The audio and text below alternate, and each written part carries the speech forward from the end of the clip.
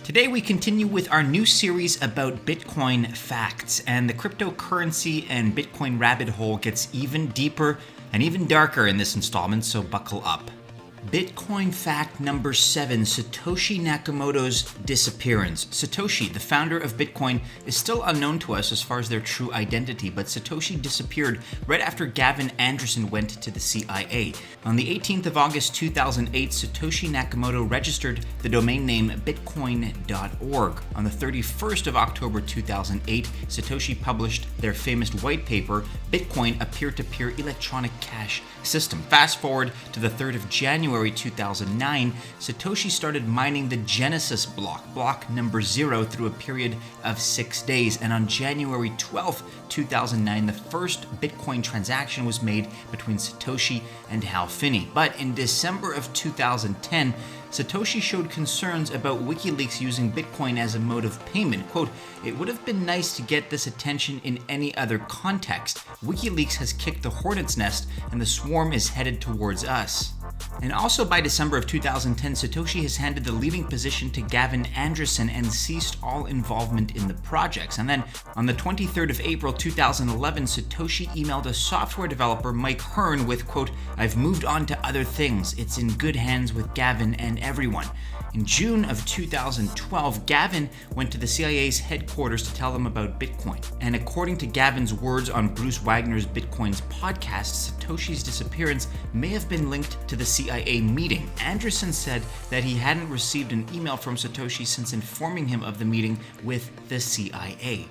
Bitcoin fact number 8, and on a lighter note, the Bitcoin sign guy. So the Bitcoin sign was adjourned as number 1 in CoinDesk's most influential people in blockchain 2017. In July of 2017, when federal chair Janet Yellen was giving her testimony before the House Financial Services Committee, the then unidentified man named Bitcoin sign guy held up a sign saying simply, "Buy Bitcoin."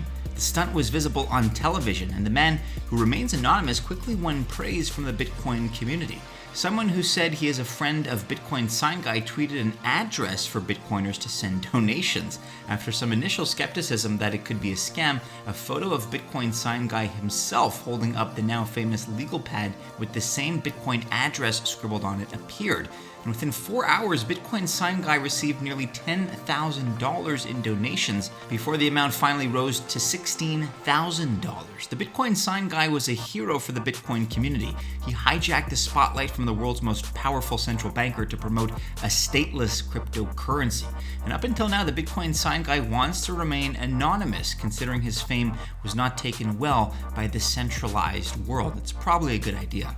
Bitcoin fact number 9, more of a question this time. Can Bitcoin be banned? Let's explore. Bitcoin can be banned, it's true. However, can it be enforced? Can that ban actually be authoritatively enforced? The answer to that is no.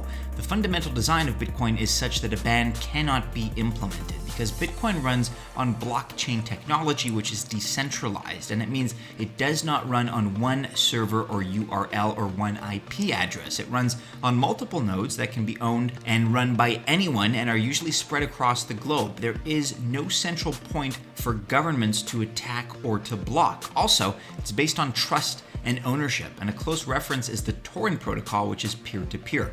The backbone of Bitcoin is its node structure. Nodes are computers spread all over the world which confirm transactions and store information in the blockchain. Anyone can become a Bitcoin node by simply running the Bitcoin Core client on a PC. To completely shut down the Bitcoin network, all Bitcoin nodes would need to be destroyed or compromised. And if a single copy of the blockchain survives, then it is possible to rebuild the network. As of now, there are 9,300 nodes worldwide, and new nodes can be created at any time. So let us now see the possible ways how Bitcoin could be stopped or banned and how realistic each scenario would be. Let's first consider price volatility. This would involve trying to destabilize the value of Bitcoin by buying quite a few of them and then selling it all together, thus creating a market crash. This would be a temporary setback, but that's really all it would be. As we have seen, Bitcoin has been reported dead multiple times and has again risen up repeatedly, in fact, with more people getting involved in the Bitcoin network as it continues to get stronger. So what about censorship in that case? Well, not even the CIA or the NSA can kill Bitcoin. There are too many ways to run a client, several independent software clients for several operating systems, too many ways to connect to the network that can bypass the most common blocking censorship attempts. In short, if the CIA or the NSA were capable of killing Bitcoin, they would have done so already. What about a more direct approach, for example, raids and or shutdowns? Well, raids and shutdowns of any business and individual, perhaps themselves buying or selling Bitcoins, would be futile. It will turn citizens into criminals, and needlessly so. People will move to foreign exchanges, OTC or over-the-counter, P2P networks. The government will lose track of the money trail, lose earnings from tax on income. Since Bitcoin is spread out globally, all governments would need to outlaw it, which is impossible. Anti-money laundering laws could slow it down, but certainly not stop it. How about bad press in the form of FUD, fear, uncertainty, and doubt? The fact is, we've seen it and we've lived through it. The idea is to attack the image of Bitcoin by using the media to publicize all the bad ways that Bitcoin can be used. The bad factors can be easily removed through regulations, and the good factors outweigh the bad ones. In a world of free internet, people have multiple options of validation, and people are kind of smarter than the media for the most part anyway. Okay, but what about a problem at the level of the code? Maybe a catastrophic code bug. The core client is one of the most active and reviewed open source projects in the world. That's the good news. Also, all updates are tested extensively by running them in a test network, so this is very unlikely. Better alternatives. Could Bitcoin just become obsolete one day? Well, even if something better does come along, it would not be a sudden death, more of a natural progression and a slow fizzling out. With the introduction of sidechains and innovations such as the Lightning Network, Bitcoin itself is evolving for tomorrow, for next week, for next month, and for next year. In fact, the evolution process is simple, and we owe it to that open source infrastructure and architecture.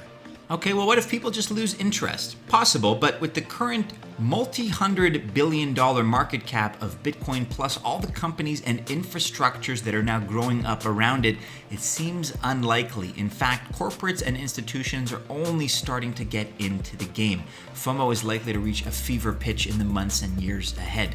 It needs to be mentioned that China and the US have already tried banning exchanges, ICOs, and mining of cryptocurrencies. Although those events back in 2017 caused the price of Bitcoin to fall temporarily, it did go back up and peak at the end of 2017 in December to just under $20,000. So considering all of the points discussed, the best possible step for the US government or any government to take will be to introduce regulations. If you can't beat them, join them. And at this point, the governments of the world, including the United States government, have no choice but to join the cryptocurrency train because it's slowly leaving the station.